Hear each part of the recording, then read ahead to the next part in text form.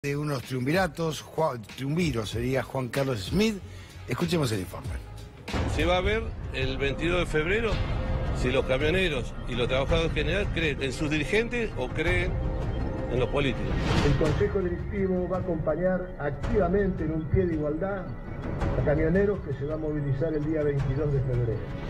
Acá son bancarios, son maestros, son camioneros, es la gente del INTI, los de Río Turbio, los compañeros de Azul, fabricaciones militares. Acá no se salva nadie. El documento no solamente contiene reclamos de naturaleza sectorial, sino que habla de todas estas cuestiones que estoy señalando, del empleo, del tema de la salud, del tema del trazado económico, de la cuestión de la relación gobierno-sindicatos. Van a convocar esta movilización el 22 de febrero, que creo que va a ser multitudinaria, no solamente el reclamo de los trabajadores camioneros, sino lo que está pasando hoy en el país. El presente que estamos pasando, lo saben los trabajadores también de prensa, es de penuria. Nos están dando por todos lados y solo no se salva ningún sindicato. La no ha estado porque estaba de vacaciones y seguramente no tiene alguna, él mismo ha manifestado que tiene algunos matices alrededor de todo esto, por eso le digo que con el correr de los días seguramente habrá mayores aclaraciones y los compañeros que se sumen a esta discusión. Hablemos cuál es ese reclamo. Los muchachos que quieran ir van a ir, sino que le rindan cuenta a sus trabajadores. Yo le rindo cuenta, ¿eh? Preguntale a Dar. Pueden convivir por un lado los llamados gordos y por otro lado ustedes. Bueno, mire, eso se lo dejo al sesudo análisis de muchos columnistas que están acá, como Yapur, que hagan el análisis que corresponde. Hace más de un año que toda la prensa está agitando de que hay fractura, que esto y que el otro, y no hay ninguna novedad. Venimos de vertientes y de diferencias importantes. Y si hay que construir una unidad donde estemos todos juntos, los que estamos convencidos de que hay que pelear, la vamos a construir. La CGT va a tener discusión en los matrimonios, discusión. ¿Cómo no va a haber discusión? En un consejo directivo de 35 sindicatos que son de distintas actividades, con distintos problemas. Pero la CGT estará dividida en cuanto a la reacción que tenga. Mire, la CGT, usted sabe, vuelvo a repetir, por si no lo conoce, hubo un congreso hace 2 años atrás, donde hubo 3 vertientes que fueron y donde algunas líneas inclusive no participaron del congreso. De modo tal que siempre ha habido, nunca a lo largo de su historia ha estado la totalidad contenido adentro de la central obrera. Eso es histórico.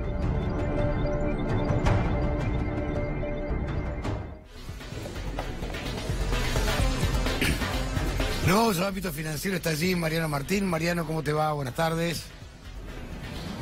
Hola, ¿qué tal? Buenas tardes, ¿cómo va? Bueno, a ver, la pregunta Moyano es por qué faltó Daer. Y la pregunta de Millón es por qué faltó Daer, Martínez y gran parte de los gordos, ¿no? Bueno, creo que a esa pregunta la respuesta es porque hay una... Bueno, es la pregunta del millón. Quedó congelado, Mariano. Quedó frisado. Sí, estaba consternado por lo que estaba pasando. No, ahí volvió, mirá, ahí volvió, mirá. Ahí está. Te recuperamos, mirá.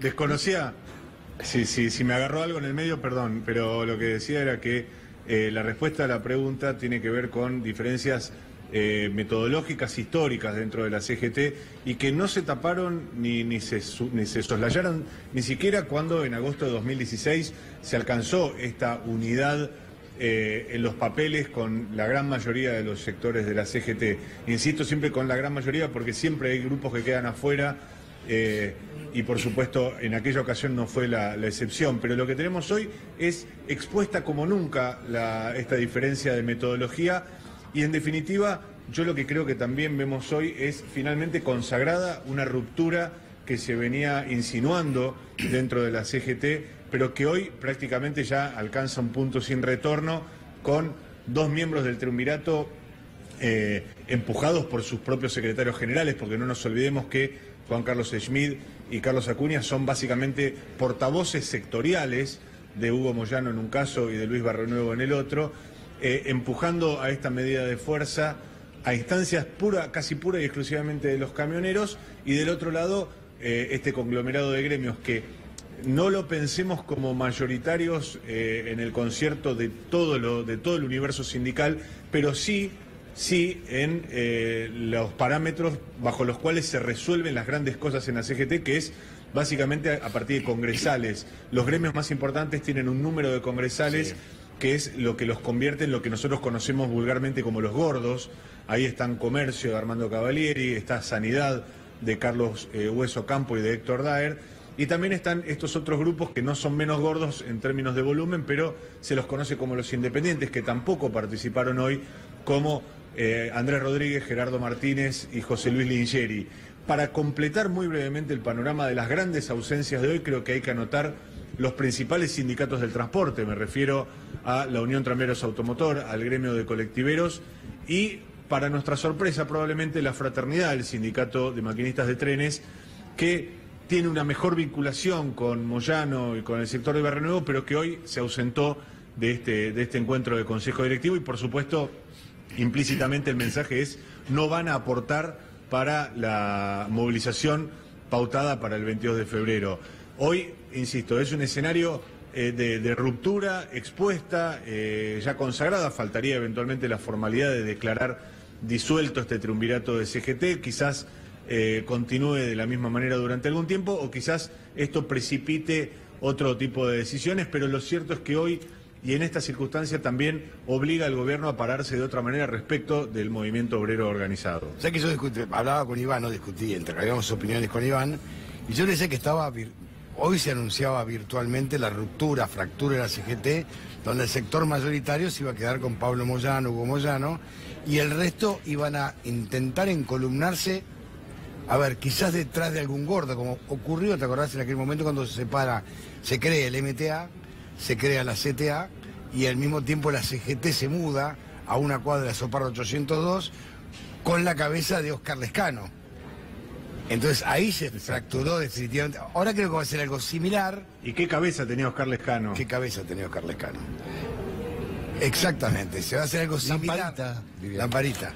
Algo similar, pero sin figuras. La figura más importante que tiene una CGT es Hugo Moyano. O el sindicalismo, si querés. Sí. Sí, yo te diría que mal que le pese con un palazo a bastante fuerte, sí, ¿no?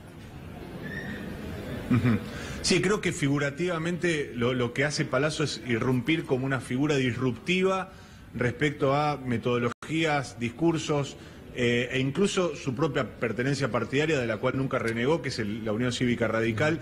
Hasta en ese aspecto es disruptiva la aparición en el universo sindical hace relativamente pocos años de Sergio Palazzo. Pero lo que se vuelve, me parece, un poco es a esta disgregación, a este escenario de atomización del movimiento obrero, con sindicatos que han apostado históricamente a la negociación y a la cogestión permanente con los gobiernos de turno, los gordos, los independientes y demás, y con Hugo Moyano, que básicamente cuando puede negociar y cogestionar, o cuando entiende que esa negociación le es favorable, él participa activamente de los oficialismos. Lo hizo durante el gobierno de Néstor Kirchner y durante prácticamente el primer gobierno de Cristina Fernández de Kirchner. Lo hizo también de manera quizás más subterránea durante la campaña de Mauricio Macri, y en estos 2 primeros años, hasta que entendió que ya no tenía beneficios por sacarle y que desde el gobierno empezaban a torearlo a través de jueces afines, a través de investigaciones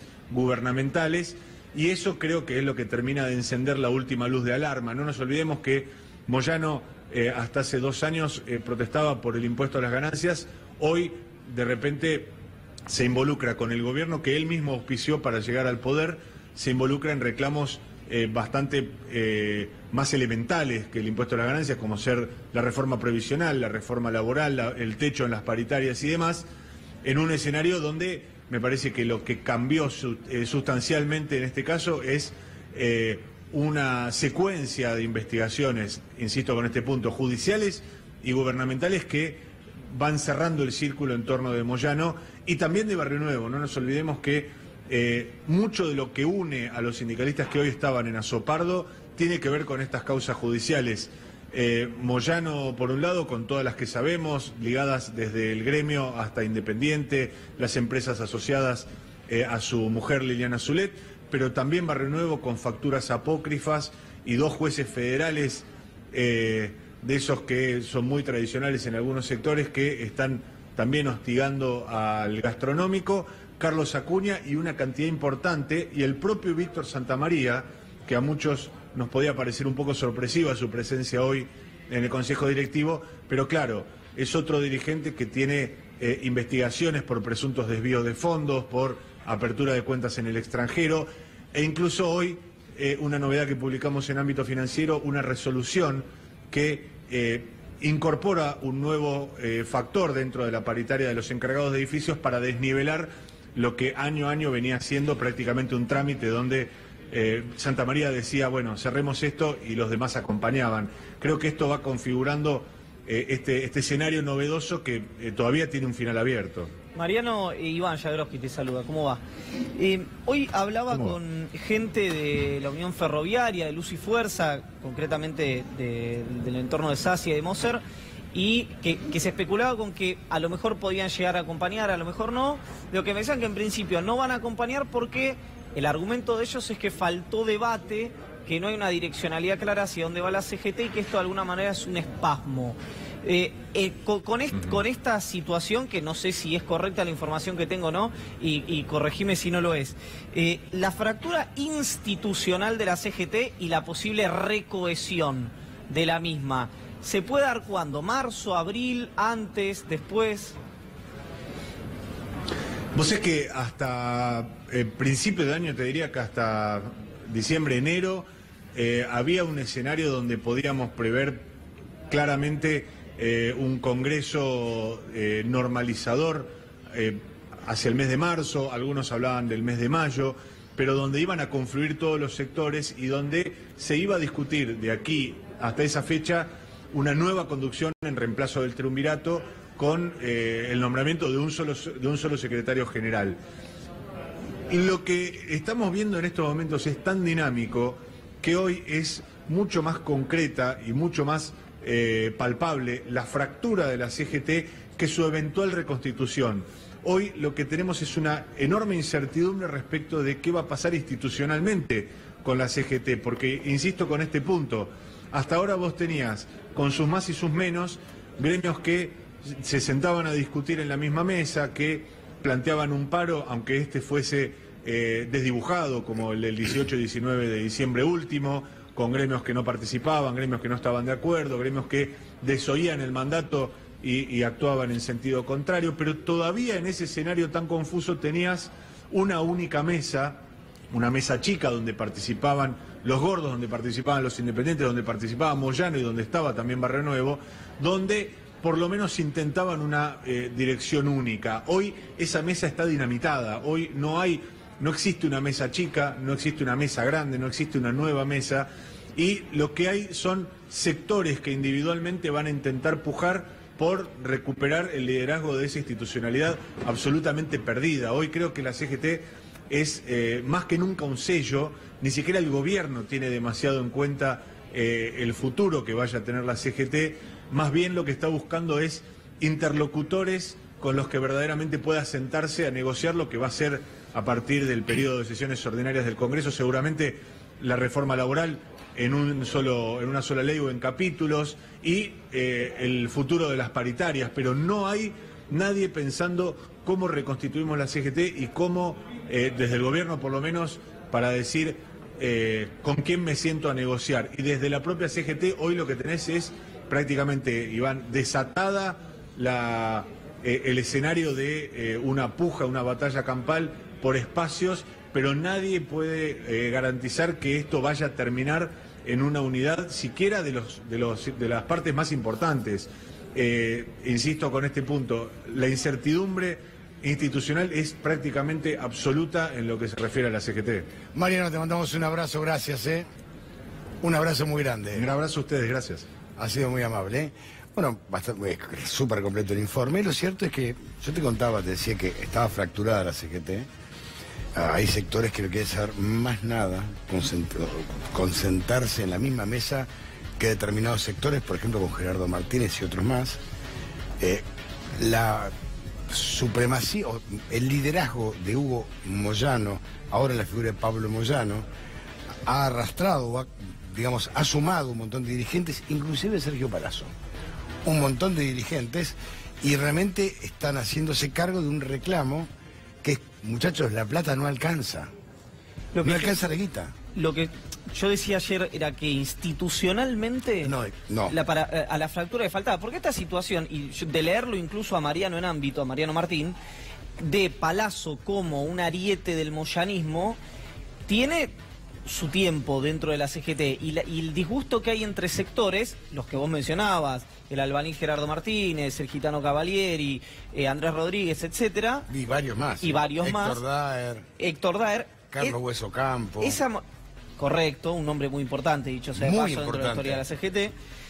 Esa molestia me parece que estaba, reitero, institucionalmente retraída, o la ropa sucia se lava en casa, en virtud de un plano mayor que era la cohesión de la CGT. Lo que viene a sacudir eso, como decía Mariano, me sacó la pregunta de la boca que tenía, era ¿por qué Barrio Nuevo, por ejemplo, ahora? Claro, las facturas apócrifas, jueces que están interviniendo en ese tipo de causas y, sin duda, las causas judiciales de Pablo Hugo Moyano. Ahora, la pregunta también se traslada, y no quiero meterlo a Darío por ahí en un lío que no es el suyo, pero Bonadío, que tiene, creo, si no estoy equivocado, una de las causas de Hugo Moyano, una de ellas, es alguien de histórica pertenencia al peronismo más tradicional. ¿Va a ir Bonadío contra Hugo Moyano? Pues no es lo mismo que ir contra Cristina Kirchner en términos de la matriz de donde viene Claudio Bonadío. Donde levanten el teléfono, va. Lo triste es que si va porque hay pruebas y hay un delito. El tema que estemos debatiendo es que hay que ir porque el tipo reclama por los trabajadores que están perdiendo dinero. Si vos lees todos los portales de internet ahora, dicen, habló Bebote Álvarez. Quien pagaba la barra era Hugo Moyano. Lavaba plata por Independiente. Bebote Álvarez es un delincuente. Pero un delincuente, un matón a sueldo. Es un mercenario. Que hasta dudo que sea hincha de Independiente, es un mercenario. Ahora, ya empezaron a usar a un delincuente para que empiece a declarar en contra de. Pero bueno, Fariña. Es todo igual. Corradi. Hay un modus operandi, Fariña, Corradi y Bebote. Pero perdón, te voy a decir un punto interesante. Hay un punto interesante eso que sería simpático si no hubiera gravedad institucional en el medio, que es, por ejemplo, cuando Ibar Esteban Pérez Corradi dijo, lo traían para que declare en contra de Aníbal Fernández, y dijo que Ernesto Sanz le había pagado $200.000 para, que le habían pagado $200.000 a Ernesto Sanz para la destitución de Federico Fallonato Márquez. Seguramente es mentira lo que dice Pérez Corradi, y el nombre de Sanz no debería ser mancillado por eso. Ahora, en ese momento, Pérez Corradi salió de la agenda pública. Por ejemplo, ¿no? Ese es uno de los casos donde los arrepentidos, cuando ya no le es funcional a un cierto sector, salen de agenda y, bueno, son extraditados, o son detenidos, o no tienen beneficios de libertades ambulatorias.